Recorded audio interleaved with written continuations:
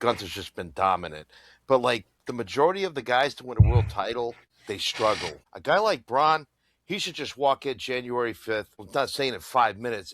But like 15 minutes, beat the brakes off of Punk, take the title, and like instant dominance as a champion with like just a decisive victory over Punk. Not he ekes one out like he puts a hurting for certain on CM Punk. That's what I think you need to do.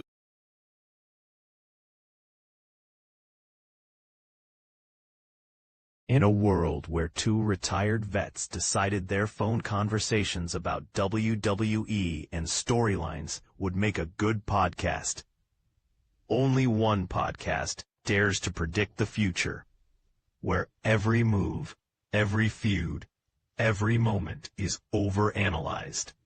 Grab your number 2 pencils. Get ready to step into the squared circle. This is your front row seat to the storylines as you wish they were written. Welcome to the If We Had the Pencil podcast. Here are your hosts, Sean Green and Matt Jackson. Cool. Welcome to the If We Had the Pencil podcast. I'm your host, Sean Green, still waiting on his United flight after a mega delay. No, just kidding. I finally made it to Colorado. And with me, as always, is my obnoxious Yankee fan. You're Yankee living in Florida. I said Yankee fan. Not a Yankee fan. Good. Oh, man. No. Nay. I thought we were friends. And welcome to our mega botch episode of our intro. This is what happens when we find new features on Riverside and we're like, look. Now, obviously, I'm in a hotel, and apparently every light here and lampshade is yellow. So I apologize for the yellow. It looks like I'm jaundiced right now, so it is what it is. And it just adds to the like something out of, that room looks like something off the set of that 70s show. It's not, though. It's that modern IKEA look, and it's just the view I'm getting right now. But yeah, it's because everything is effing yellow in here. Like, anywho, but yeah, I was going to try to make the podcast. So, because I have a mountain view room, and I was like, it's dark. So, and it's gone. So, fun times. Matt has had enough of sitting outside till his toes freeze. And yet, where I'm in Florida, it gets, it does get cold. We're in the Western Panhandle, and people call it LA for Lower Alabama. So basically, yeah, we're an hour from the Alabama border. So if it gets cold in Alabama, we get a tinge of it. So yeah, for the first time, I'm indoors of the RV. So I've been indoors when I've traveled, but this is the first time that I'm not sitting outside because I'm not going through another episode of my breath being predominant across the screen. Your laptop screen freezing. Yeah. So it's probably not good for the electronics to be out in 40-degree weather either. So hey, I'm just happy I'm conscious because I had the worst travel ever. My flight was delayed by 5 effing hours. The only reason why I did not become Tom Hanks in the terminal and start living in O'Hare on the way here was because the crew from my flight from Buffalo to Chicago was the same crew that was doing the flight from Chicago to here in Colorado. I was like, man, I dodged a bullet, man. Like, same crew. But you know what? The least they could have done was delay the flight by 5 hours before I left the Bills game at halftime. Like, I had to watch the second half from the freaking airport. But I digress. We won. It was a great comeback, great highlights, good times. But and a big game Sunday. Yep.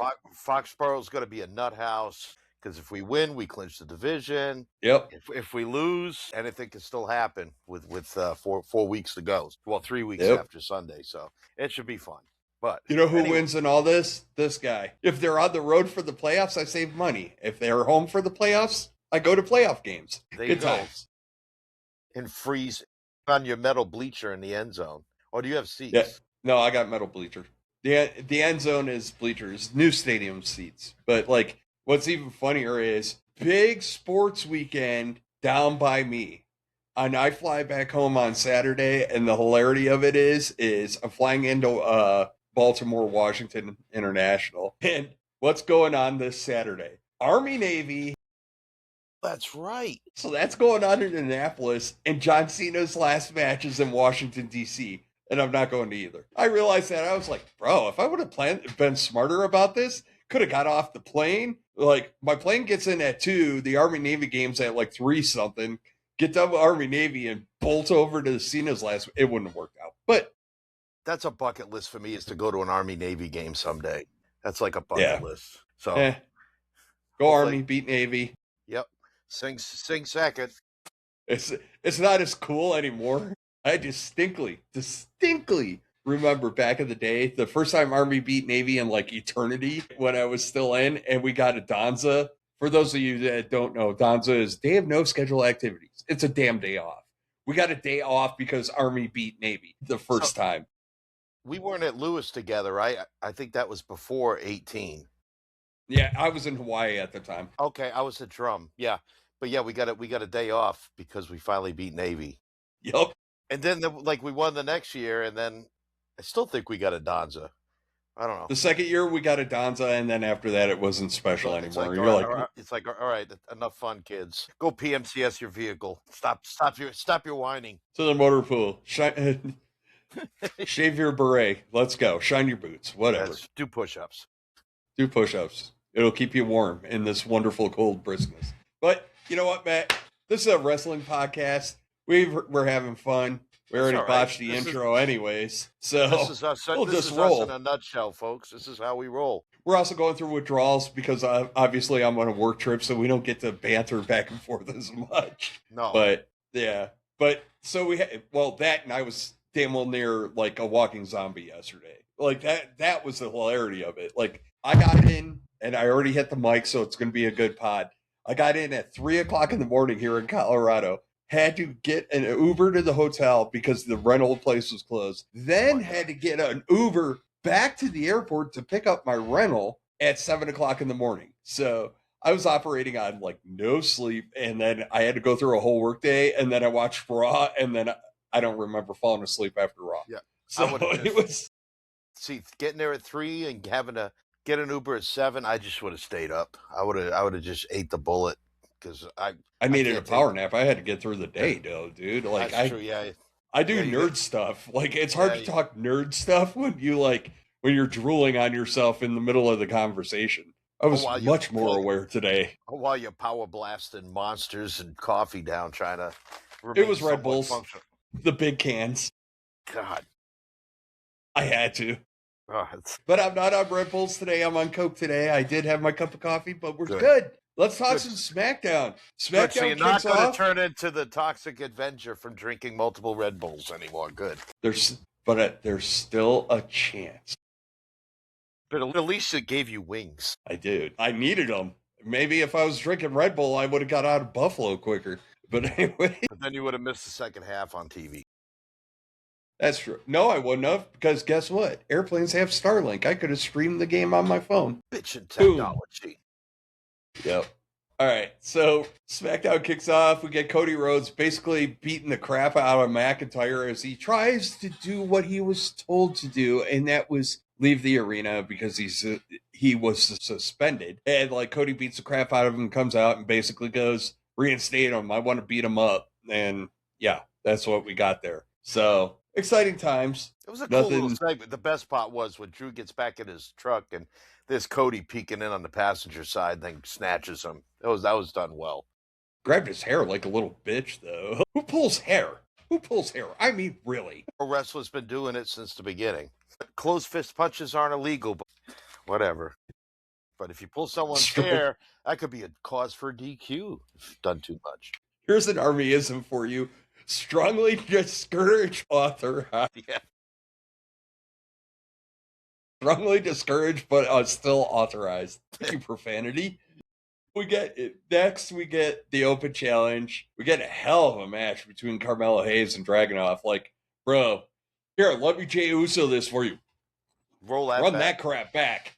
Like, run that back. I'll watch that all day, every day. That was such a great match. And then Ciampa came in and screwed it all up. But worked out for Ciampa. He finally got his match. Yeah, storyline. Unworthy ass. Storyline was good. Yeah, that was a good way storyline to get Ciampa his title. He finally forced Dragunov's hand. You know, Carmelo Hayes, that's a guy I want to see him pushed. I've talked about a few months ago that he should have been like an addition to the Vision. They didn't do that. And then I thought, well, there's your dark horse for the John Cena tournament before I switched to LA Knight because Carmelo Hayes got eliminated first and second round. So, I mean, Carmelo Hayes is a stud. Like, they got to push It him. was And it was such. Let's not get hold off on tournament talk for right now because we're gonna get the no, finals in no, but this I'm SmackDown. just But talking about Carmelo Hayes specifically. Like, I know, but it kind of ties into that. but he's It a ties name into that the you talk tournament. about that could be involved with anything, a U.S. title match run, or, someday probably he'll be in the world title picture in a few years or whatever. But Probably. now's the time to give him that really strong mid card push. See how well he does holding up that mid card level, but at the higher end of the mid card level. I think it's coming. They're heating him up, right? They're getting him out there. He's putting on like straight up bangers. Like he's gonna get his. I'm not worried about it. He's gonna get his. You know, So it'd be really cool after Dragunov's done with Champa. Do a best of 7 program with Dragunov and Hayes. that'd be fun. I'll take it. I can watch it. They haven't done a best of series in a long time. That'd be a good title to do that with, the U.S. title. I know they're doing the Open Challenge, but if they want to break away from that, have them do a best of series. You could do best of 5. Who cares? Because in WWE time nowadays, a best of 7 would take like 9 months. We only got 3 weeks. Best I could do is 3 weeks. Yeah, Best I could do. three, They're like three, going Pawn Stars. yeah, yeah. Best I could do is 3 weeks, Matt. That's all you get. All right. So then we get Alexa Bliss beating Kyrie Sane. And like, I appreciate what WWE is doing here. They did it on Raw too. Those women tag titles got a lot of talent chasing that crap. And I like it. And I like that they're keeping stuff going, man. Yeah, and they introduced, so this is a team that you thought was not going to be a team, and Nia and Lash are now a team, and they put them together. So we'll see how they work together. But man, what we saw this past 2 shows with Raw and SmackDown, there is a huge emphasis on tag team wrestling in the WWE, and I'm all for it. If they do it right, it's a great thing. I mean, if you stop and think about it, they actually have a glut of tag team talent. We were not that long ago jumping up and down about how great SmackDown's tag division was. And fast forward, like last night, I was like, man, Raw's division's legit. Yep. And like when you start seeing the talent, when they all went head to head, face to face, not to get ahead of ourselves, but when they all went face to face, I was like, there's a lot of good tag teams there. Yeah, the room's filling up. They're filling the room up, so that's good.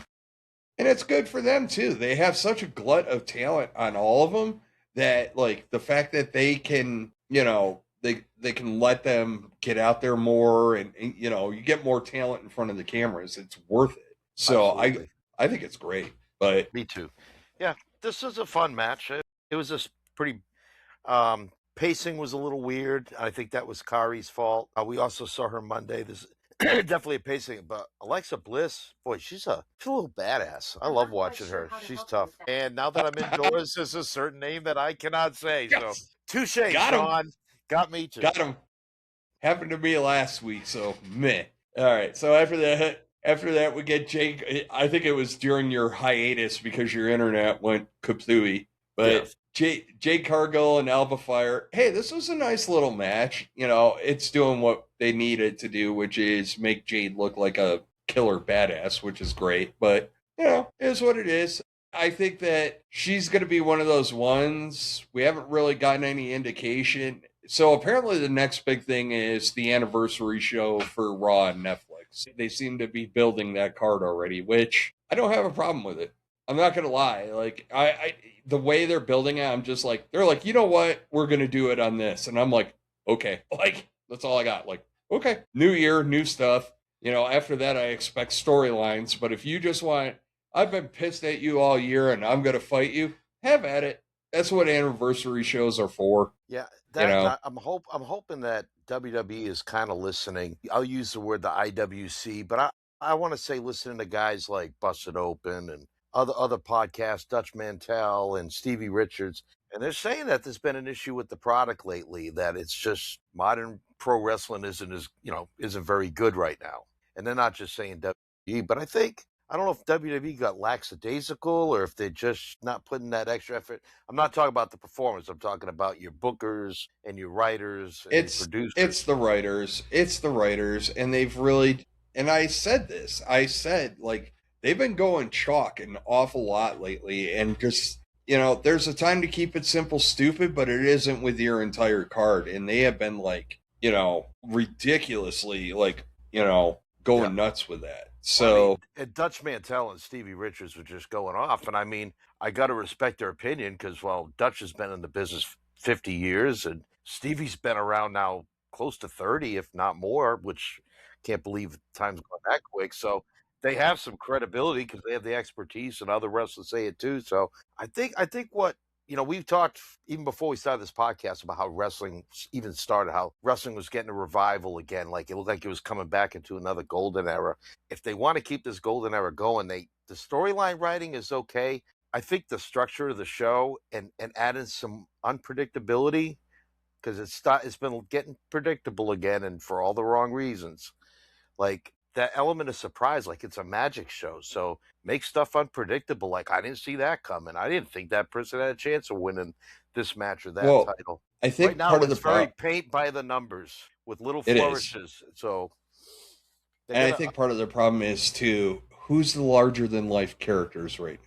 There's only a couple. Like Becky Lynch right now kind of feels larger than life. But, there isn't that, obviously I'm attitude era guy, but like even like to be honest, like even the guys they brought back like CM Punk, he's a dude. Like I he think isn't edgy, he isn't larger than life, and I get it. Like there's a delicate balance because you don't want him to become bigger than the business, but like, when you had all those bigger than big, like, DX with Shawn Michaels and Triple H, they were that just so much bigger. Stone and that Cold, was and so that much was a bigger. excuse me, that was a young roster too. This roster nowadays is an older roster. I mean, a lot of your top stars are 40 plus. I mean, This is a so transitional that's roster, what I was gonna to say. I be think we're in the honest. valley right now. We came off, and I think it's maybe like maybe when they had the Shield was like the last time they had some really big names that meant a lot, like the Bloodline, kinda, but like Attitude Era. You had Rock, Austin, you had Triple H, Shawn. Like you said, you listed the names, and then Hogan would come back at kind of the tail end. Well, But even Mick before Foley, Hogan came back, Mick Foley was out there killing it. yeah, Chris You didn't even Jericho, mention the Undertaker, like right? it, but all those characters were like just bigger than life. And then like even the lower card people were kind of not.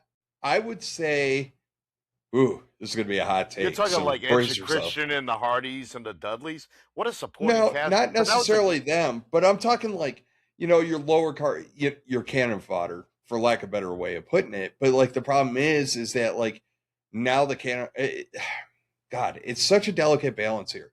But the problem is none of the characters feel like they're bigger than life. Like Becky's kind of come across as bigger than life. Like Bailey is interesting, but not larger than life. And you know what I mean? Like yeah. I think Even Carmelo Hayes can. Charlotte Flair doesn't even have like the mystique and like the like It's it's still let's big, but not like let's we're going to talk about this more because we're going to talk a lot about Gunther, and I think I nailed what the I've always been saying the it thing that is missing from him, and I think I nailed on what it was. So anyways, after that we get a brawl. Solo Sokoa comes out, which by the way, he's good mic work lately from Solo Sokoa. He walked a very fine mhm. line though, because let me tell you, the minute he started like, he said to Uncle Howdy like all this that he left you, meaning Bray, and like I was like, don't say it's yours now, don't say it. He said, I'm going to take it away from you. I was like, woo. I think he would have got ran, like they would have stormed the ring. There's heel heat you want, and then there's heel heat you don't Yeah, want to touch. And yeah, they were in a hillbilly's heartbeat away from like touching the side that you do not want to touch because yeah. the crowd was just like, nah, you don't go there. No, Like no, and he's not a plot device, big guy. He's no, not and a I plot you device. could tell he was being careful. Oh shoot, sorry, I'm all wrapped up in Man cords here. down. Man down. Man Oh no, down. call the Coast Guard, son of. I got like cables all over me here. I'm like. Anyway, all right, back to reality. So we were talking about. Hold on a second. About Solo walking that fine line. Yeah, and I Well, think he was being very careful not to go over it. I think that it was dangerous. Yeah. It was dangerous. And like I said, there's heel heat that you need. And then, yeah. By the way, dude, your camera's still jacked. I know it is. Okay, cool. Trying to I'm the hostess with the mostest, so I have to say these things. And this is all going to get left in, so enjoy. But yeah, no, it was a good segment, though. It was a really good segment. Like I said, there was a little bit of danger there. So it very, very interesting. resume. All right. So we were just having fun. You won't see it, but we had some fun. The blooper reel is going to be epic. Anyways, so we close out SmackDown with the finals of the Last Time Is Now tournament, and it's Gunther and LA Knight. And this is going to resonate with the conversation we were having earlier when we were talking about Carmelo Hayes and the predictability of WWE. Quite a while ago, the rumor mill had Gunther being the last opponent for John Cena. And okay, cool. But we had a tournament. And there was no surprises in that tournament whatsoever other than Sheamus getting hurt. So what the F did we do? And it was blown opportunities after blown opportunities, right? Like you could have made it so it was Hayes and Miz. That would have been a storyline. You could have let like Dolph Ziggler go over and it would have been fine. You added nothing to that tournament. It was chalk across the board. It's like taking your March Madness brackets, taking all the 1 seeds and then being like, look, it was shit. And like, I heard the talk on the street was that Sheamus, I guess, was supposed to win the tournament, and then he got hurt, and that put a definite wrench into the program. I think a couple of people got hurt during the tournament, and I think we might actually be on the third option, to be honest with you. I think that classic, saying they're trying to make chicken salad out of chicken shit, maybe. I don't know. So it's easy for us, I think, to be harsh on the writers and the producers, but sometimes things happen that kind of force their hands. I still think you could have put Knight over, but now I've been hearing things and a couple of fairly reputable sources, but I don't want to spit out rumors. But it looks like WWE is getting ready to really give LA Knight a big push next year, 6, which is great, means that the big moments will feel even bigger because all the crap he went through. But then, like I was telling you before we went live, Sean, like the top is so stacked. Like, where's there room for LA Knight? Because like Braun's going to be there. Drew will still be there. I'm sure we got a return in Randy. We got Roman. But now you pulled Jay out of the world title picture because we'll talk about Raw in a minute. So maybe there is room maybe there is room at the big table up there for LA Knight. So I want there to be. I just hope that they fit him in and do it right, and it's just not half-hearted. He's going to be screwed up. I mean, you got to make it big for LA Knight too.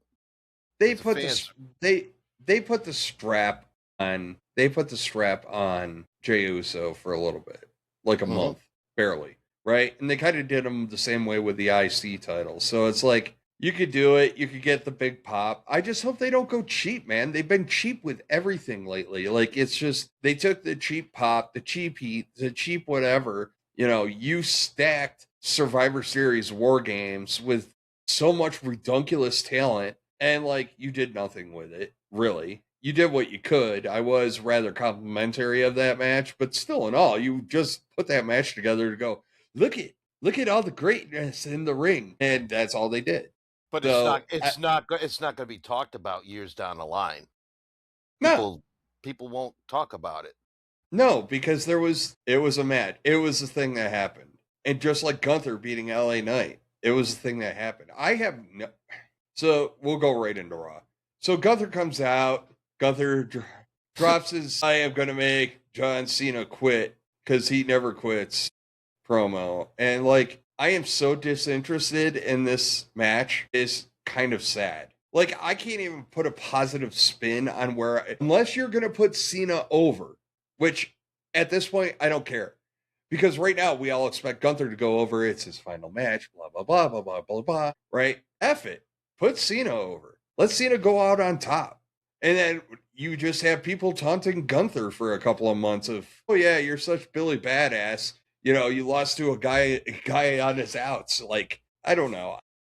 There's nothing compelling about this match. And like, or I kind of have a opposite view. Gunther goes over, retires Cena. AJ Styles is retiring next year. Have Gunther be the guy to retire Styles. So now he can kind of build up like he's like almost like the legend killer Randy Orton was, but with a different spin. And then I know it's different, but I'm just saying that's one way they can go. It I'm a big it's fan. If you're lazy. retiring, you should lose because that's the way you should do it. But But the with whole point Cena, of yeah, the it's whole oppor- point of the Cena tournament, the whole point of the whole Cena thing was it was supposed to be an opportunity for somebody to like kind of launch themselves on a platform. There's no title on the line. All it is just facing Cena, and we got Gunther, who's already a previous world champion. Who the F cares? Like, honestly, who the F cares? It's the least compelling story out of all of this. LA Knight would have at least been interesting. And to go back to your point about what does LA Knight do if he's going to get a push? Well, gee, wouldn't it have been great if he would have been the one to retire John Cena? You don't even have to give him the title. That would have been the moment that you could have gave back to LA Knight. But no. Now we got to freaking get a shoehorn out and try to scrape him into this like overcrowded top of the card stuff. I'm so sick of it. And like I told you via text, and I stand by this statement. I finally figured out what the it is that Gunther is missing.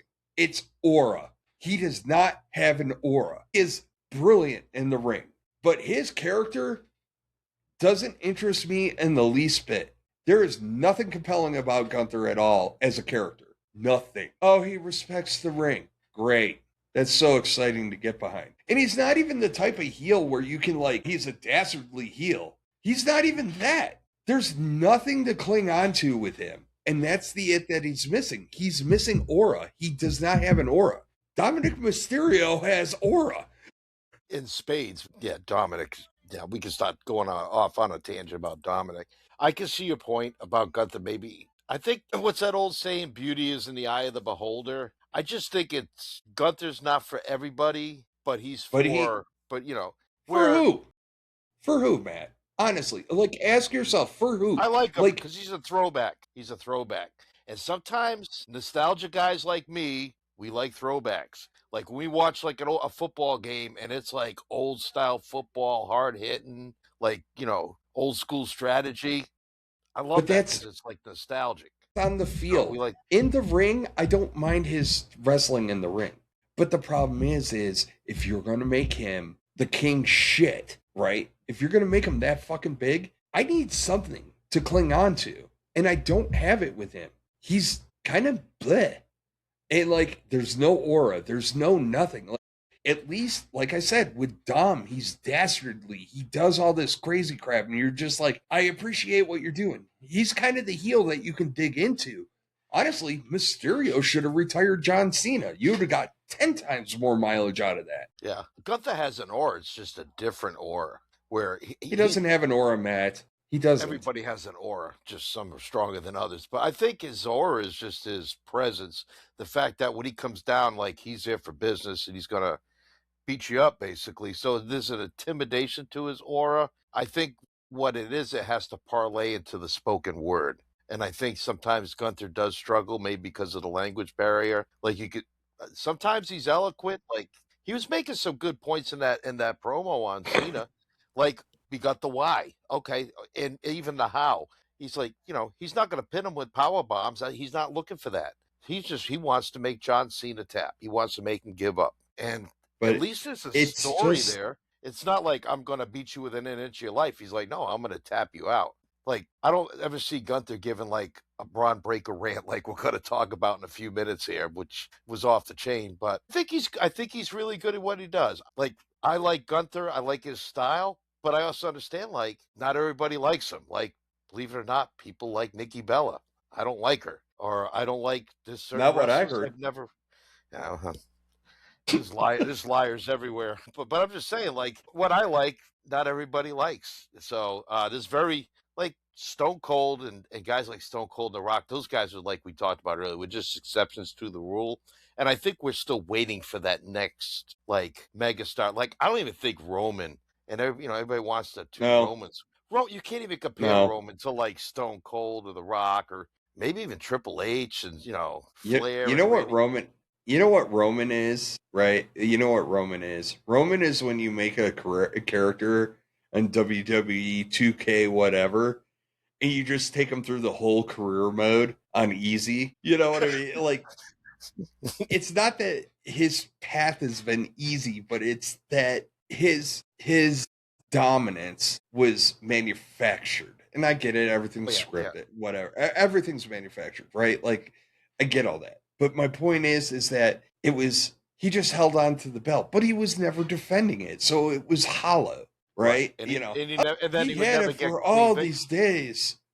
And you Yeah. know, it's just like it was so manufactured, and like there's a time and a place for that, but like you can't go like he's had 5 title defenses in the last 300 days, Yeah. and And then all of go, them are wonky finishes that he ends up winning, which, shows to me people worship the ground Roman walks well, on, he's but definitely got his stance, but yeah, but the thing is, I don't think he's a terribly great. I think he's a very limited worker. I don't think he's a terribly great worker, but neither was Hogan. I mean, Hogan could work if he was in Japan or the needed to. one thing, but going There's back to the no, point, the one thing that Roman has that Hogan had that a lot of them had was an aura. Like yeah. his presence is there. Oh, The he's fact got an that he incredible look. His the fact look is that the Undertaker looks at him going to the ring like, "Yo, dude, you're taking a minute."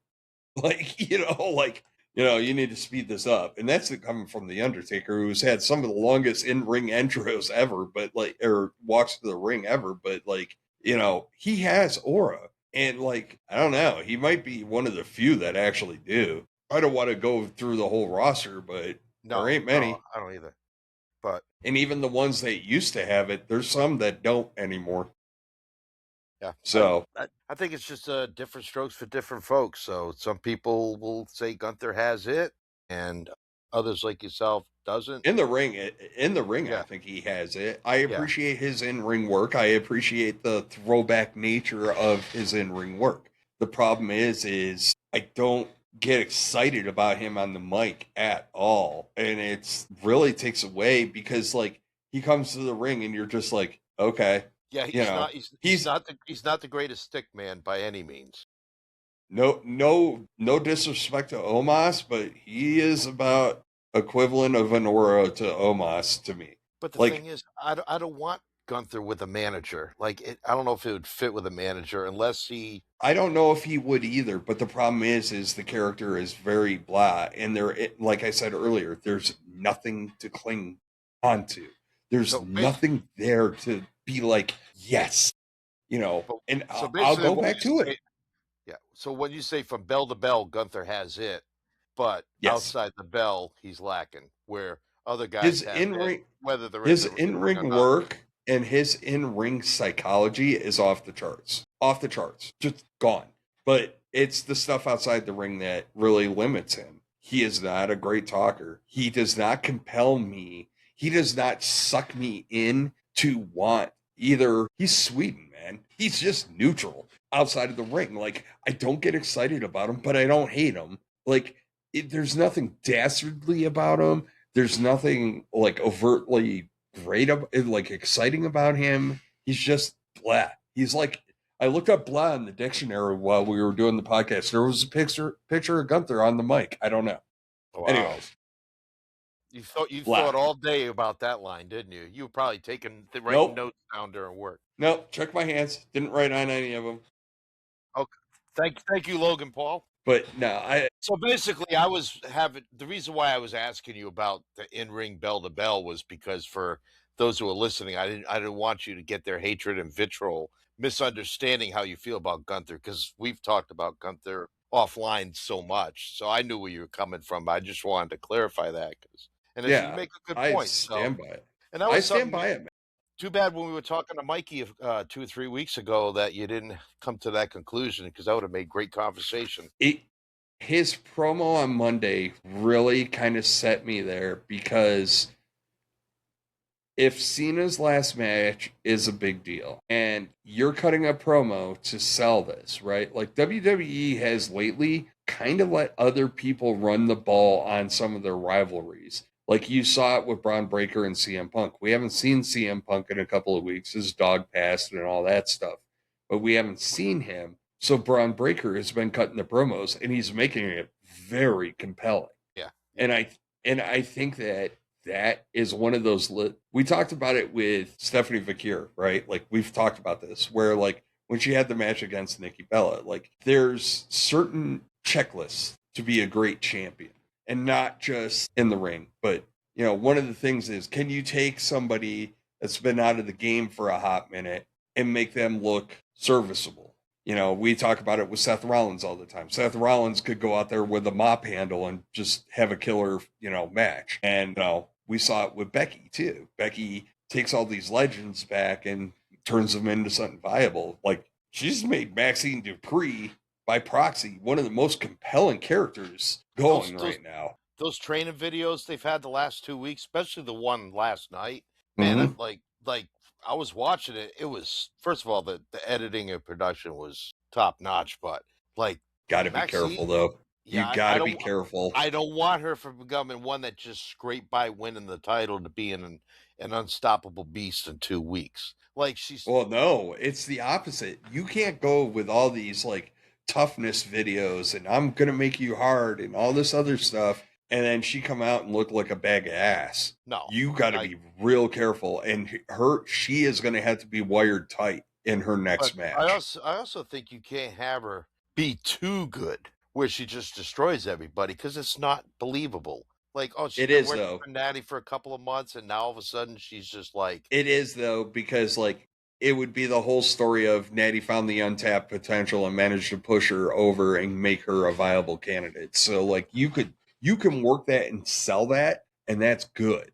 But yeah, you got to walk a real fine line there. And because if she comes out and lays a turd in the ring, and all we get is like Otis's worm and she gets pinned, like that's going to backfire gorgeously. Well, it's going to also hurt Natty, because this talk that they're going to start using the Natty character on WWE programming, which is great. They should.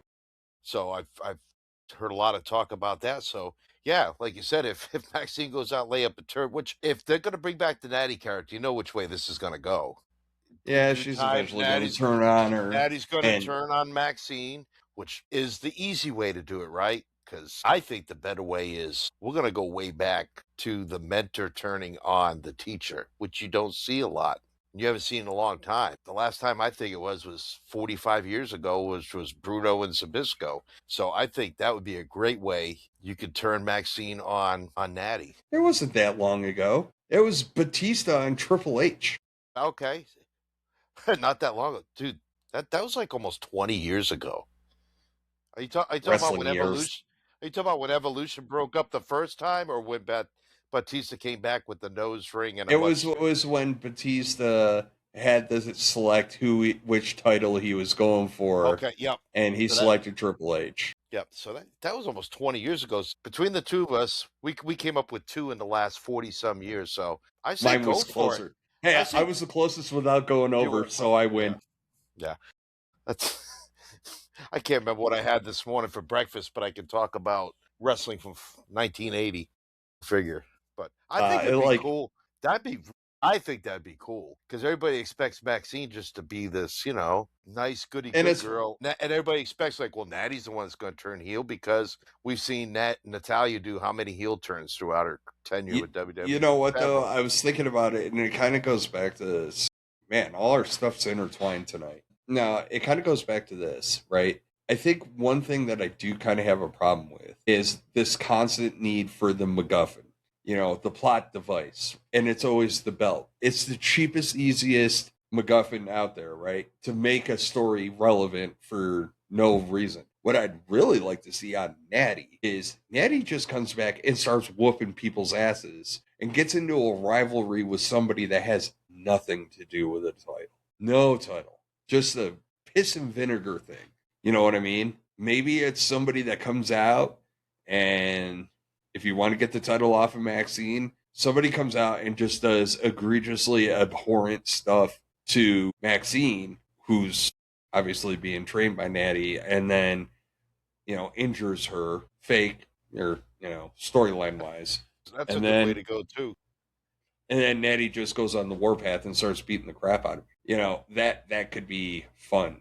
But we digress. So we had Io Like, Sky and Kairi Sane, and to your point, it was another thing. Like it was like Kyrie was a little off tonight, and yeah, Io is amazing at high flying stuff, and I think the moniker of owning her being all about the sky, her moonsaults are amazing. oh, that one, she's the one at the end that she got the pin with. Mm-hmm. She threw three, but the one at the end had a little extra oomph on it. Like she kind of squished poor Carrie, but it was. I enjoyed it.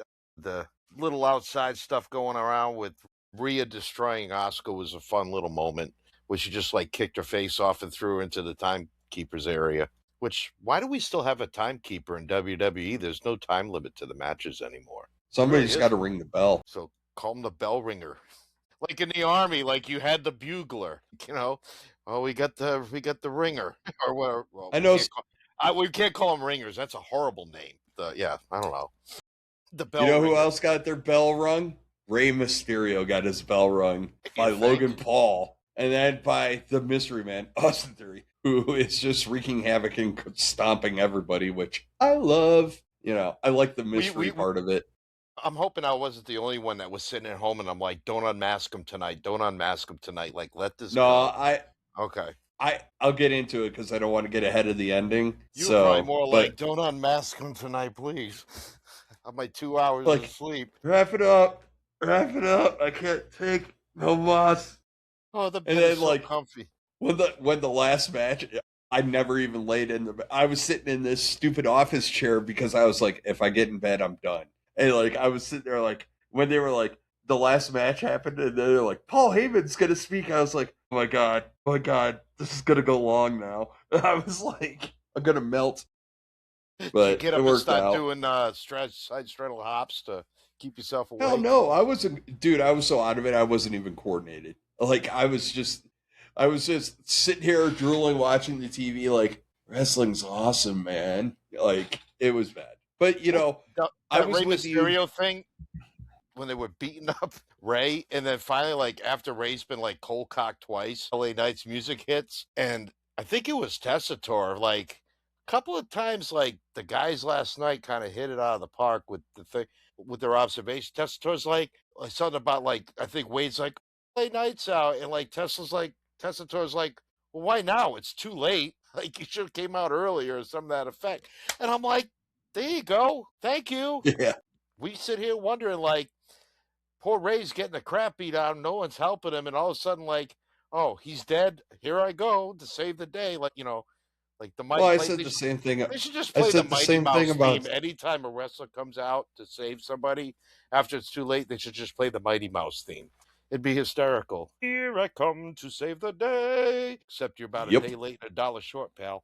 Well, we said the same. That's another lazy writing thing, and we were talking about it with the Mysterio Cena match. Like Cena's getting his ass whooped. He's on his farewell tour, and like everybody from Judgment Day is effing with him, including the females, and nobody comes out and backs him up. Like it's lazy. And then like LA Knight finally gets off the schneid and is like, I'm gonna help him out. Like I get it with LA Knight though. There's a reason why there's a delay because LA Knight isn't that guy per se. You know what I mean? And I also like that LA Knight picked up the mic and was like, "This is why I came out. This dude's a legend." Well done. It was a good LA Knight night. Yeah, because you didn't even have it. The security would normally come out. What were they having a smoke break outside the arena, talking about how to do Bro, we better to got to keep Drew keep Drew McIntyre out of the building. We Yeah. got to keep Cody in line. There's so much going on. And then we got There's refs little back. We got refs acting like little agents and spies. detectives. Yeah. WWE becomes Law and Order and was it CSI all in one. So Anyway, does this mean CM Punk becomes like John Wick because his dog passed away? Just that wondering. Inquiring minds want to know. I don't know, ask Braun Breaker; he'll tell you the truth. So we get AJ Styles and Dragon Lee against the War Raiders. Now, I came up with a great question for you.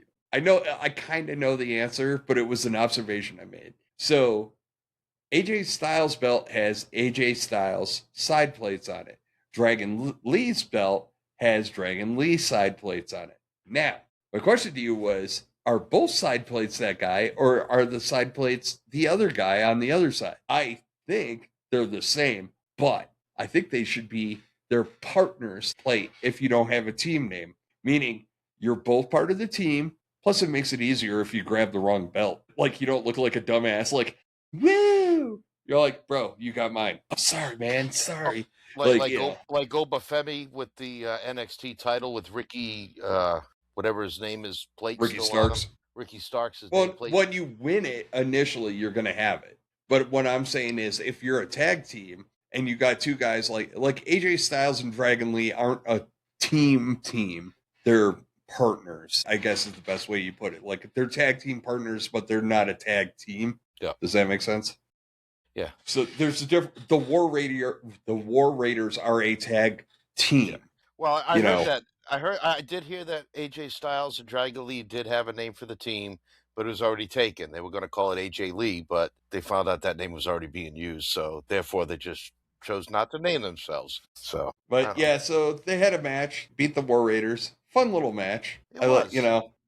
But then the New Day were hilarious at ringside as usual. They added, as is tradition. Yep. But no, and then I missed the War off. Raiders. Yeah, I do miss having the War Raiders around because they're a team you don't appreciate enough when they're around because of the stuff they do, and then they're gone for like 4 to 6 weeks, and they come back. I'm like, oh man, these guys are good. Well, we got to see how stacked the tag division was because we had New Day in the ring, we had AJ Styles and Dragon Lee in the ring, and then the Usos came out, and it was actually, this is a decent plot device for them to get Jay out of the world title picture and to kind of get them back on track. And I appreciated it. I really did. I appreciated it. And I like that they went that route, and it was like, okay, cool. You gave us the why, and Raw's tag division is stacked. I will give a kudos to the WWE writers. I think they got it right by making the Usos a permanent team because Jay is on the verge of being, like you said, out of that title picture. Jay was also starting to lose, like, I don't want to say relevancy. I don't want to use that word. That's a Roman word, and it's an island somewhere. A population maybe of one. Like, maybe irrelevant? Like, because he was going to drop out of that title picture. Then, like, what are you going to do with him? Because he's like, I don't think he's a mid-card title picture guy, but who knows? But I think he was redundant. He was on the verge of getting lost in the shuffle. Like, what do we do with this guy? Man, put him with Jimmy. Like, Jay like knows how to promo when he's with his brother. When he's a single, he loses a lot of his promo skill. But when he's with Jimmy, and it's funny, like, Jimmy will say very little, but it's just enough that, like, gives Jay, like, that little pop in his promo. I think they fit. They fit, and I think that's a good move. Really good move. I think it's a good move for the tag division. It's a good move for Jimmy to be in that tag division with his brother, and it's good because now people will still be really excited about Jay, and there'll be a lot that they can do with him in the tag division. So it should be a lot of fun because I know people going out there like, oh, Jay's getting screwed by putting the tag division. I really think there's going to be a big emphasis going forward on the tag divisions. There's a glut at the top, and especially with younger talent now getting involved, there's a glut at the top, and it is what it is. And then, what will we get? We got Stephanie Fakir coming out, and then Matt's girl, his favorite female wrestler ever, Nikki Bella, comes out demanding a rematch. For what? I have no idea, because it's not like anything wonky went down, but okay, cool. Yeah, that made me mad, because I'm like, this is stupid. Like, she starts ranting, and I'm like, this is dumb. I started speaking foreign languages. I was like, ¿por qué? Like, one of the few Spanish phrases I know. I was like, for what? Like, and then Raquel came and freaking biffed her, and I was like, yay. What did I text you when she did that? It's like something like, thank you, Raquel. Like, no, I don't know. Like, it was like, I heart Raquel, just for that. Yeah. I don't have a soapbox in my hotel, but I am going to stand on something very similar, because Sean is going to say it every effing time she goes on TV. She needs a new theme. She is a heel. They got her wearing black now, which is fine. Maybe a little bit better on the bottoms, but we'll let that go for now. Get her a new theme. Like, you're this dark, evil person, and it's like you're coming out to like K-pop music. It is the most retarded vibe I've ever heard. Bailey. Remember Bailey came out and she had like the hugger music and the little hugger buddies that would inflate. And what happened when she turned heel? Dyed her hair black, changed her outfit, changed her music, changed her the whole Titantron. Everything went different because she was heel. Like Nikki's just like, I'm bad, She needs a new theme, dude. but she's She not. needs a new theme. It's like so bad. Yeah. Because as soon as her music hit, I was like, wait, Unless they're doing it on purpose just to piss people off by keeping that sicky song. Maybe because they know it just annoys the fans. Matt didn't get excited every time that music hit, man. It'd be gone. Be gone. Gosh, I wish she'd be gone. Hey, by the Poof! way, Bitch, be gone. another kudos to WWE because Fakir struggles and she doesn't talk a lot. Having Jackie Redmond out there, who's like not only worked as an announcer in WWE but also with the NHL. You just went out, by the way. No, I did it on purpose. Okay, so with Fakir and her limited talking skills, I think it's great because Redmond is so experienced in that. I really like that format, and so when Stephanie would start to struggle, Jackie was able to like turn the conversation, but yet keep it on track. So I think that was good job for doing that rather than just pushing her out there and like figure it out. They made a nice little segment with Jackie interviewer because people like Jackie and Jackie's got credentials in the sports world, so and in broadcasting. So definitely a good move by that, and it added a different feel to the show. That wasn't the first time that Raw felt a little different last night in how they rolled out the show. So I liked it. Yeah. So next we get Roxanne Perez and Lyra Valkyria. It was a match, and it was cool, and it was fun, and I got no complaints. It was good. Yeah. Got me a little excited about Saul Ruka and Bailey Saturday night too. So you kind of Yeah, we're gonna get into that. I think I have the card for Saturday. So we're gonna talk about it. We're even gonna throw out some predictions just cause. And they hold no weight whatsoever. So in the finale of finales, we get Logan Paul and we get LA Knight. And yep, Logan Paul goes over and LA Knight takes a ass whooping. And then Paul is gonna talk. And Paul gets your attention, and then Braun Breaker happens, and give that man a mic every week. Let him go. Yep. Just let him roll. I don't know. Maybe I'll even take your wife. I was like, ooh, he's Yep, spitting hey. fire. Hey, you see Braun Breaker in public, folks? Hide your wives because he'll get them. And So I'm gonna say something that I appreciate. And one thing I appreciated was when Bronson Reed and Logan Paul went backstage to keep beating on Knight. I appreciate Knight didn't get any shots really in. Like, all too often we have this, they go backstage and then they get ambushed by the person that they were trying to get to. It's really meh. well, LA Knight's sitting there taking the beating. Made me happy. I mean, he was half crawling in the back anyway. He was like already like messed up. Yep. So that they wrote that perfect. Like he was, if anything, he wasn't trying to assault them. He was trying to get away. Like every chance he could, he was trying to get away, and they had to get him. So yeah, perfect. Because like Knight knew he had no chance, and that was a pretty big bump on that car too. So we haven't seen that in a long time. Last time we saw stuff with vehicles was like, what's Braun Strowman like flipping over ambulances? Come on, really? No, that didn't Fatu take out Strowman on a car? Yeah, I think so too. Yeah.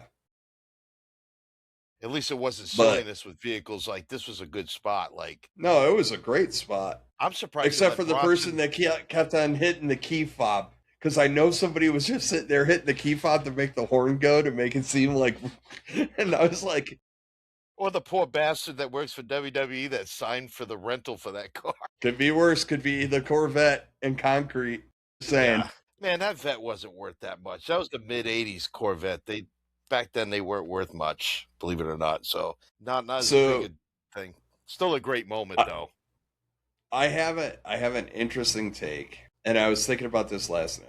So obviously Logan Paul is kind of the Grayson Waller to the New Day. He is that to the Vision right now.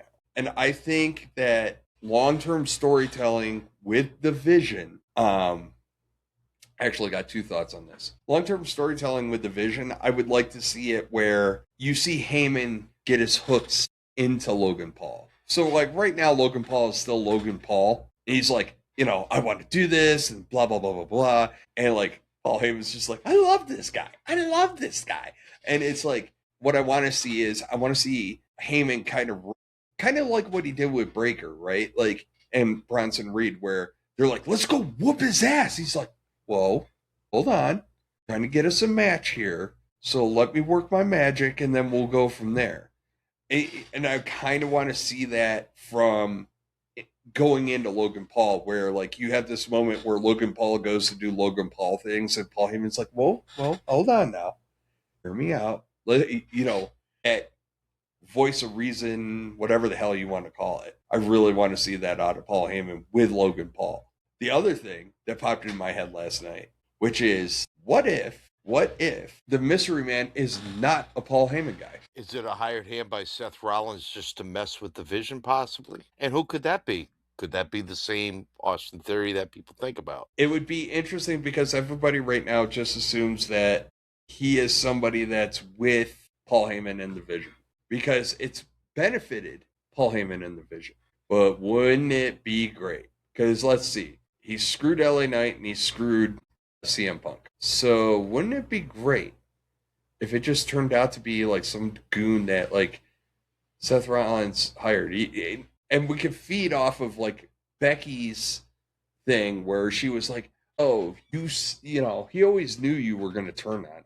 He always knew it was coming. But to have that little catch where he's like, no, I knew you were going to F me. That's why I started my real Vision over here. And now it's an Austin Theory. Maybe it's somebody else later on, and then you get that, Vision, whatever. I'm not saying that's the way it's going, but I found it popped into my head last night and I was like, no, that'd be a that's good some way to in-depth write it. stuff. Especially since, to your point, they haven't done the face reveal yet. So I got nervous that they were going to do it last night because it was very Vision heavy at the end. And I was like, oh, they're going to finally tell us who it is. And yeah, I don't know. I think it's cool we didn't find out last night. Here's a slant for you. So all right. I'm gonna throw out some fun games here. I gotta unlock my tablet because I want to go through these matches. All right. So let's go through. You got anything else on Raw? Yeah, I just wanted to say I loved, again, the main event and the follow-up segment. I thought the way that laid out to close the show was like so good. Like, because even after the match was over, I'm like, damn, like 2 hours and 10 minutes. Like, this is the shortest Raw ever. And then I saw Paul with the microphone and he was telling the cameraman, like, and I loved how they left it in. I think this was intentional. I think Paul wanted this on there. He's like, don't, and I guess the cameraman is like, no, I don't want to give you the mic. We're going to commercial. He's like, I don't care if you're going to commercial.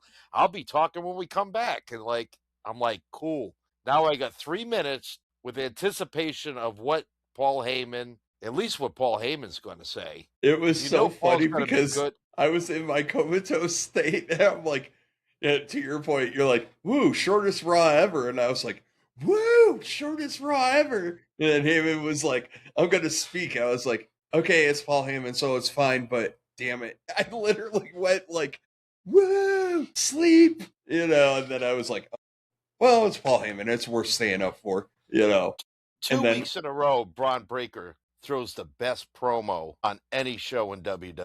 He's killing it, man. I'm so happy. Like, I so want him to go over Punk. I want him over Punk so damn bad. Because you know what? All these people, they always, like Cody Rhodes struggles, and like Drew McIntyre's had the life of struggle. Gunther really hasn't. Like, Gunther's just been dominant. But like the majority of the guys to win a world title, they struggle. Like a guy like Braun, he should just walk in January 5th. I'm not saying in 5 minutes. But like 15 minutes, beat the brakes off of Punk, take the title, and like instant dominance as a champion with like just a decisive victory over Punk. Not he ekes one out like he puts a hurting for certain on CM Punk. That's what I think you need to do. I think I make this the WrestleMania season of the heel. And here's why. I would have McIntyre go over Cody. I would have Punk go over. or sorry, as you were, I would Braun. have Punk lose. I'd have Braun go over Punk. And I think where it gets compelling is now you have two of your biggest baby faces that have to chase. And not only do they have to chase, I would throw the FU bomb in there and I would put Roman over on Royal Rumble. And then we get to Elimination Chamber. And then now Cody and CM Punk, only one can go over. You go Highlander. I'm trying to make Highlander right now. I'm writing Highlander, you know? But yeah, I would do it that way because the storyline through WrestleMania season would be so freaking compelling. Because like if Braun's chasing, you're just like, when is he gonna go over? And you know, Drew, man, just give that dude a run, please. Yep. He's been doing so great. And like just give him a run. Because like and by putting Roman over, okay, you know, I think it works. And I think, you know, now and the best part is if you know Seth somehow gets good, you know, good to go for WrestleMania, then fine. You get Seth Punk. You know, there's so many ways you could go, but I think you get a lot more options if those two heels go over. So another thing, but these WrestleMania commercials or vignettes they're doing, like in the casino rooms and in the casino and in the hotels. I'm telling you, I said it at the beginning when it was like Paul Heyman and Triple H sitting behind, and it was like Punk and Brock and all them playing poker, and I'm like, there's a story in here. And now they're focusing on the women and talking about who's going to be the top or whatever like that. I think that they're going to build a story, and I know they're hinting at the Royal Rumble by showing all the women, but there's just something about the competition to get to that point. I think they really build it up. I think they're going to try to do something different this WrestleMania. We'll see. We'll see. Or they go chalk like they have with everything else, and it's the most boring I'm shit just ever. reading too much into these vignettes, just thinking like, because then they Well, had the problem is, they had a new one with Tiffany Stratton where she's not like the rest of them, and she's pointing out Charlotte for her, her glitz and glam and this and that and other ones, and then Tiffy's just Tiffy. So I don't. The way they're wording it, it just seems like there's a little something behind. There's a story within those little vignettes. There's got to that would be. be cool. I know they're trying I to would sell take that. tickets and get excitement, and they're. Oh, another thing I like about the Braun Breaker CM Punk match. This was what announced last week, bro. They gave us like 5 weeks to look forward to this match. Yep. So I mean, they Well, gave it the whole because month of December. I mean, what we've been squawking about the 3 week turnaround. They gave us something that was like closer to 6 weeks out to get us anticipated for it. So it's not. well, it wasn't any brilliance or anything. It's because Saturday is not about that. So that Saturday night's main event is just kind of a. I mean, look, I like what it's being used for on every match except for the main match. So let's get into it. Sol Ruka and Bailey. Who you got, Matt? Maybe Sol Ruka, because what I don't want to see on this show with the undercard is I don't want to see the WWE veterans winning every match against like the NXT and TNA upstarts. No. Because then what's the purpose of the show? Let's pick this apart. I think two reasons why I think Sol Ruka goes over. One, Bailey is the consummate put somebody over person. And then two, to your point, you're not going to have NXT stars just sit there and be cannon fodder. They're not it, but they do it to TNA people, so who the heck knows? But like, well, Sol Ruka has already wrestled on the main roster a few times, and then her tag team. No, I know. I'm not saying it's same. No, I'm just saying that this isn't like our first look at her, so she's been around. People know what she can do. I think it'd be kind of cool if you gave Sol Ruka the win here tonight Saturday night in a way that doesn't hurt Bailey, of course. I don't want Bailey to lose her momentum, but I could definitely she won't because she's in that tag team minutia. So you just have like Asuka Mister or some shit, and Sol Ruka gets a win. Like it's not that hard. And then, all right. So the next one. Is that who you got Saturday night? Who do you got Saturday night? I think Sol Ruka because I think she's going to be the only unexpected winner. So because then you got World Tag Team Championships, you got AJ Styles, Dragon Lee, Javon Evans, and Leon Slater. Holy high spots, Batman. Oof, that match is going to be a hoot. Yeah, it's going to be a hoot. But I don't see Styles and Dragon Lee losing. So I agree. They'll go over. It'll be a fun match. It'll be good. Yeah, it's gonna be a blast. And then So that would be the we got match that on Saturday night that I could see like there'd be like a wonky finish where it's like a no contest because maybe all the other tag teams come out because they're trying to build up this division. They stop brawling and the ref throws the match out. So that way maybe Javon doesn't lose again on a. But I don't know anything much of who's his tag team partner, Javon. it's Leon Slater. Okay, It doesn't matter. It's gonna be a fun match, and yeah. that's all that matters. Like that Oh, match is gonna be fun. I'm sure he's great if they got him on for a show like that. So I'm sure he's got a ton of potential. And to put him with Javon, he's not going to be, he'll probably be just as active as Javon. Then we get Cody Rhodes and Obafemi, and yeah, it's gonna be Cody Rhodes, but that's gonna be another one where I'm real interested to see how Obafemi does, Yeah. and yeah, I've never watched Obafemi wrestle, but I've heard a lot of hype about him. Have you ever seen me any too. footage of him? So I haven't. No, but I like going into this stuff cold. I was gonna say Like that's why I kind that's of like what we do. We just do main roster. So I've been wanting because like NXT sounds exciting. Like I kind of part of me wants to like, oh, I should check this out. But then I'd feel like it would not like we have a code on this podcast, but it felt like it would take a little bit away because like it biases you because you see them. Now, yeah, my kind of rule is I don't do it week in, week out, but there might be like a PLE or something like that for NXT where I might dip my toes in just to see. And it's the same with like AAA, right? Like I'm gonna watch some AAA, but I don't watch it on a weekly basis. I just want to be exposed to it. And it's the same way with NXT, right? Like I like knowing about it. I like being aware of it, but I don't want to watch it on the regular. First off, I don't have enough damn bandwidth. And when would we record, Matt? It's on right now. When would we record? and get You with know, AAA, WWE. It's a Christmas season. There's a lot of us that love watching AAA on the YouTube channel, and we understand that the announcing and the announcers are in Spanish. For the love of God and everything holy this holiday season, can you please allow us to have English subtitles so we can at least follow something. along? I mean, half the moves I know what they are because, Michael and Joe and them call them all these lucha libre moves like, oh, hurricanrana, like, yay, I'm good. Yeah, that would just be nice. It would make it a little easier to watch. But on the other hand, I love hearing the Spanish announcer because it's like I like watching old Japanese wrestling from like the 80s and the 90s, like the Funks. And I just love hearing the Japanese announcer, punchy, punchy, kiki, So pandaima. the Love watching problem is Japanese wrestling. this was the beauty of Corey Graves. And, number two being JBL, but definitely Corey Graves, which was when I have that announced team, I like it because I being educated, right? Like AAA is a different style of wrestling, and it's real easy to get taken out of it if you go into it with current wrestling mindset.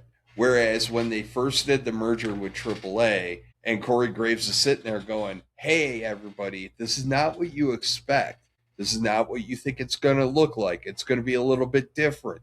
And, having that reassurance and that explanation as to why. And, I still need that. Like, we're not established enough with AAA and I also need a little bit of context, right? Like, why are they fighting?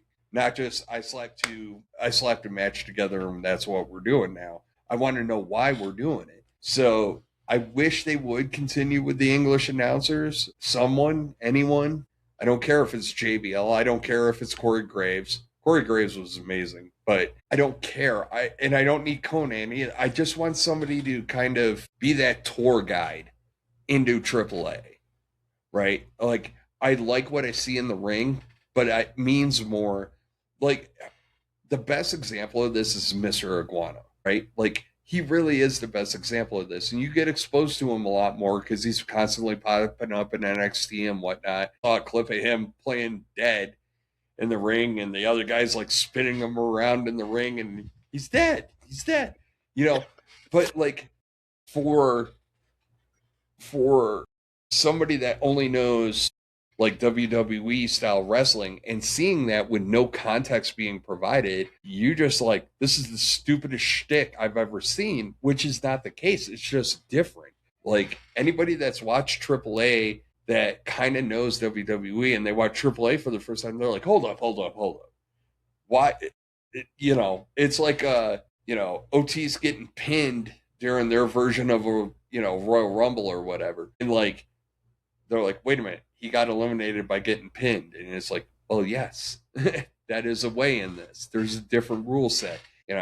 Look, in Afghanistan almost 5 years of my life, took Spanish in high school, and I can't speak either. So I can't speak Pashto, and I sure as hell can't speak Spanish worth a damn. I can count to 10, but that's about it. And I know Porque and SOCKS because of the stupid commercials. But, I belabored the point. Somehow we went from Cody Rhodes and Obafemi to bilingual, trilingual communications here. Good stuff. Okay. The hoot of hoots. But I think I want Obafemi to have a really good showing, though. Like, I want him to have a good showing, but I know he's not going over. So I'm just like, okay. And it is what it is. Believe it or not, I will say this. For your Saturday night's main events, this is what they should be. Like, honestly, this is what they should be. Because we kind of sort of know who's going to win, which sucks. But what we do get is we get something compelling that wasn't set up, right? Like, Obafemi only gets that match with Cody Rhodes because he won, right? And, the tag match and the Bayley Sol Ruka match. Like, those are just opportunities to bring that young talent and showcase them where I don't need in-depth. Roll the dice, kid. Let's see what you can do. Just don't make it where main roster stars are crushing everybody, right? Somebody can slip on a banana peel. Others can lose. Put one of them over. It's not that hard of a formula. And that's really what Saturday night's main events should be, because any other time they do them, they suck and they're boring and they're very vanilla. And like, I like that this one won't be vanilla. So back when they first came out with Saturday night's main event, you got all big matches, because when you put on Saturday morning wrestling as WWE, what were you getting? Bunch of scrub matches, right? Once in a while you might get like a big match on like your Saturday morning show, but like you didn't get the big shows. We didn't have all the PLEs. So Saturday night's main event, that was like a showcase. Well, now it seems like we got PLE every 3 to 6 weeks. Then they're putting big matches on Raw and SmackDown. So maybe you have the format, like you said, of Saturday night's main event where, maybe your main event ties in with a storyline on one of the other shows. Yes. And that's your big match. Yep. But like your undercard could be filled with like these dream matches. Like maybe you could have like an Ivy Nile and she could fight Julie, or she could fight whoever, and bring some of these guys. Like, we haven't seen Otis wrestle in a while. Maybe he could do something. And well, it's still got to be compelling. See, his name was Ricky Starr or whatever in AEW. Like Ricky Saints, you could bring Ricky Saints up for a look at, and you could Joe Hendry, another guy. So that could be like your feature. Are you looking for him? I got a spin chair. It works great for the Joe Hendry. Like, I had to say his name because I knew every time we say his name, we get a reaction. But he's somewhere. He's always somewhere. He's like Alpha on the Shelf, man. Yeah. Ooh, marketing idea. Joe Hendry on the shelf. But it's more like a Jack in the Box. Like, it just pops up everywhere. You'll walk into a room, just be like, I believe in Joe Hendry. And then next thing you know, he pops out of nowhere. It would be great. So I wonder if, because Obafemi took the title from Ricky Saints, is Ricky Saints going to be staying in NXT, or are they going to try to give him a main roster shot? Honestly, if anybody's ready to come up, it's probably Obafemi from what I heard. But there's only so much room, bruh. I know. So I think that maybe you wait just a little roll bit. with the dice. He might be ready, but we'll have him wait a little bit till we'll see. You're gonna get the sprinkles, right? This is the season where we get the transitions. Okay, ladies and gentlemen, Sean's guide to WWE 101. I'm bringing up young talent from NXT. Step 1, temper your expectations. You will get your wrestler. They will come up.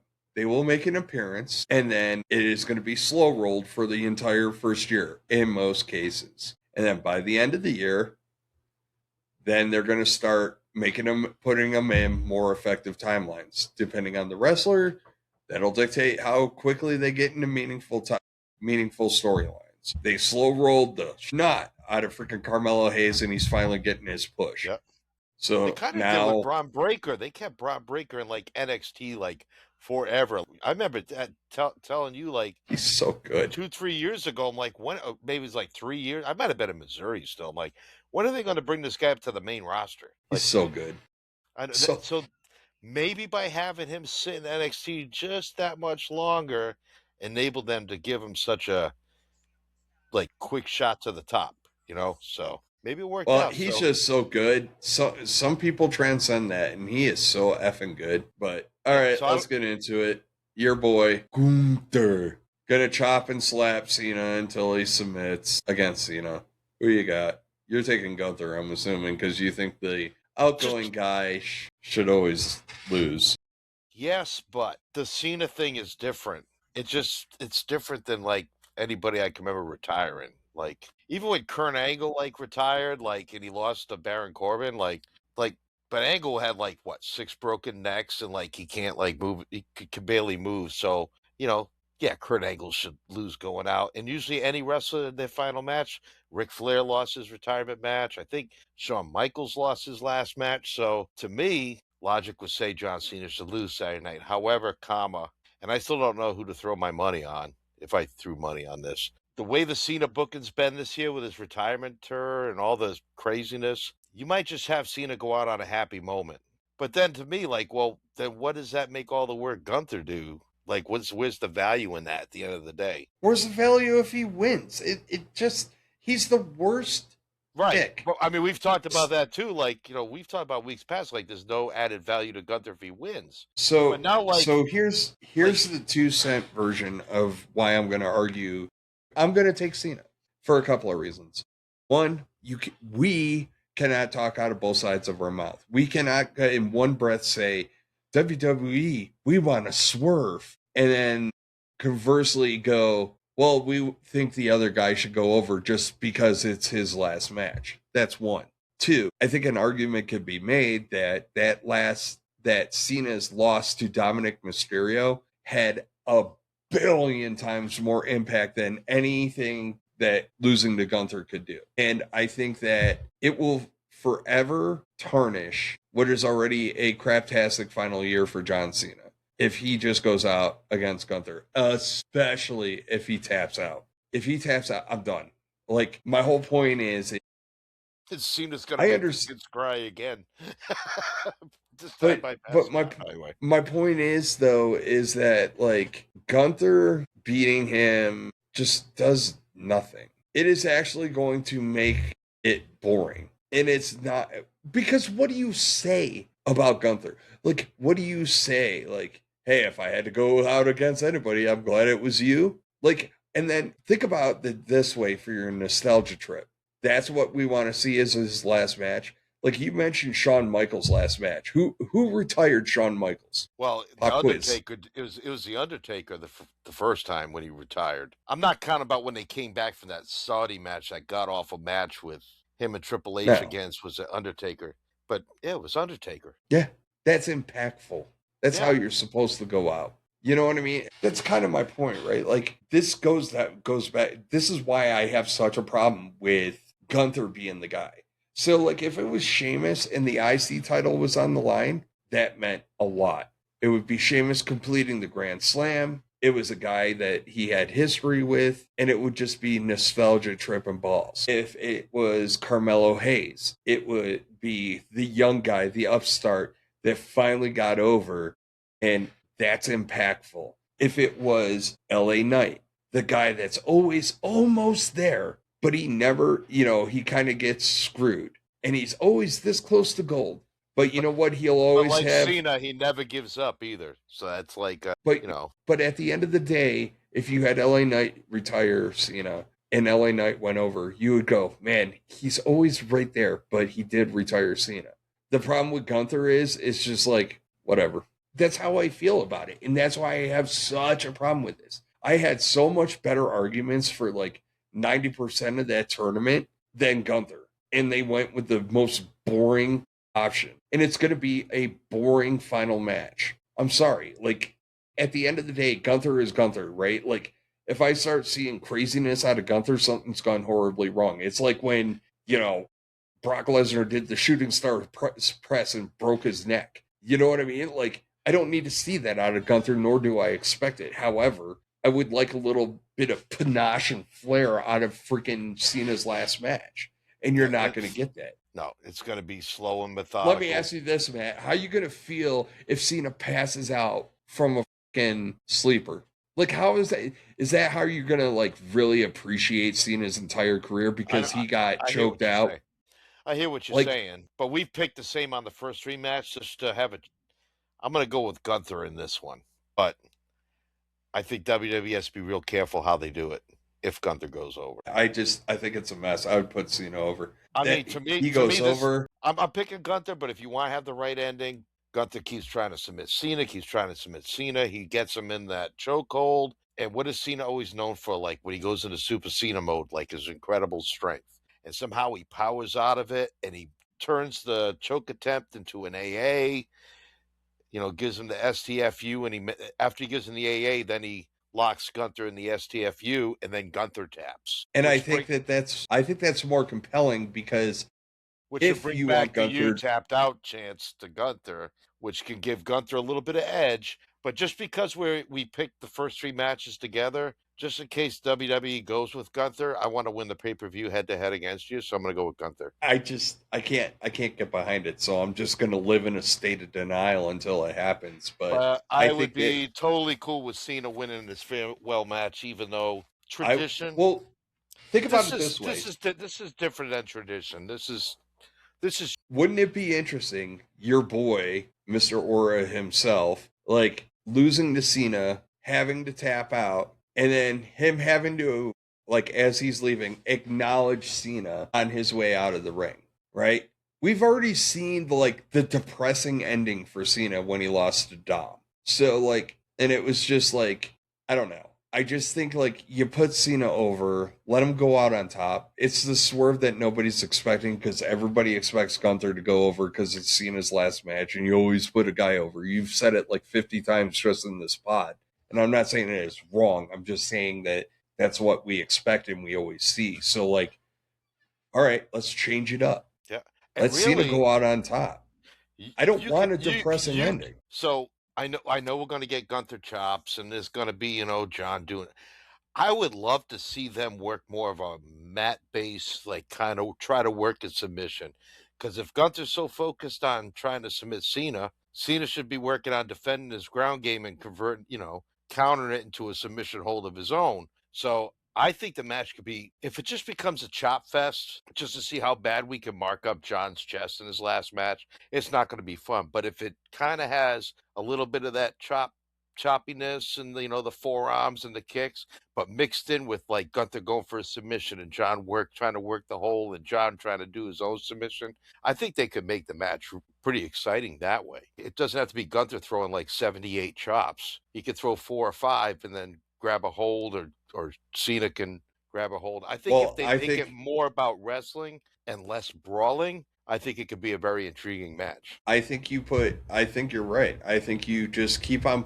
You put Gunther in a position where there's at least 5 or 6 times that he wins the match if he pins Cena, and he picks him up to go for a submission. And I think that's the way to go. And then you get Super Cena, you get Cena going out on top. Like I said, you could still benefit by Gunther having to acknowledge him because he respects it. And like, you also get, like you said, you get the you tapped out. Like, are you going to tell me that he tapped out to Jey Uso, but he didn't tap out to Cena? Like, come on now. Especially if Cena's in Super Cena mode. Nah. And then you can end it respectfully. And, I don't know. Well, because what I kind of hope for on this show, first of all, I hope they don't try to compress it right into 2 hours. I hope there's flexibility to go beyond the 2-hour range. I'm not saying 2:30 like Raw, but if you can go 2:07, 2:10, I want to see something after seeing this match too. Like either the wrestlers come out and give him a tribute, or he says a few words before he leaves. Like, No, he's supposed to get a thing. So the fact that there's 4 matches, that's a half hour per match. I think you just run long. Like, it's not so. on TV. It's on Peacock. Who cares? Just go long. And don't forget too, SmackDown, I think, is going to 3 hours in January, so you might get some guys and gals. Maybe that's why they're doing this for Saturday night's main event, because with that extra hour on Fridays, you might be seeing some new people. Or maybe they should just keep the same people and give some people that are never on TV a little more time, rather than just being 20 SmackDown's on USA, right? Yes. Okay. Whew. Yeah. Well, I'm in this hotel until Saturday, so like I fly out on Saturday, so I was like, damn it, I gotta watch SmackDown from here. I was like, oh crap. Yeah, I'll watch it. I'll be there. But Matt, what else you got? I mean, we've talked about all 3. We got this big to do on Saturday coming up. 2 of them. Go Army, beat Navy. That's right. No, it's just I'm excited to see what happens Saturday night. Also, Sean, you were talking a lot about vets during last month being Veterans Day. But hey, as we get to the holiday season, reach out to your veteran friends too, and others that are going through some tough times this time of year. Help them out. It's a season of giving and caring. So let's help each other out. But that's all I got until next week. And enjoy the shows this weekend, folks. Hopefully they'll be pretty good, and they're starting to. As long as we get another Braun Breaker promo this weekend on either SmackDown or Raw. Just let him go. Let him go. And another, Dragunov's fighting Ciampa. So, yeah, there's a lot of good little wrestling matches that are going to be happening over the next week. So I'm looking forward to it. But, yeah, that's all I got from nice, warm inside the RV. 68 degrees instead of 38 degrees outside. So, except for my ring light falling. But it went well. That took like 10 minutes to put back together. So I obviously pieces. Obviously, I do not have my ring light, as you can tell, in my jaundice yellowish hue. But no, folks, go find us on Apple, find us on Spotify, find us on YouTube, find us on TikTok, find us everywhere that you want to look around. The good news is we actually recorded in the proper studio this week. Long story. But we still went through all the technical issues and blah, blah, blah, blah, blah. But anyways, like us, subscribe, and just give us some good ratings out there, folks. Like, interact with us. Keep those messages coming. Like Matt said, it's the holidays. Don't just check on your veterans friends. Check on all your friends. Make sure everybody's good, because, holidays are one of the roughest times for everybody. But we all love y'all. Enjoy wrestling this weekend. And go Army, beat Navy, and we'll talk to y'all next week. Have a good one. All right, goodbye.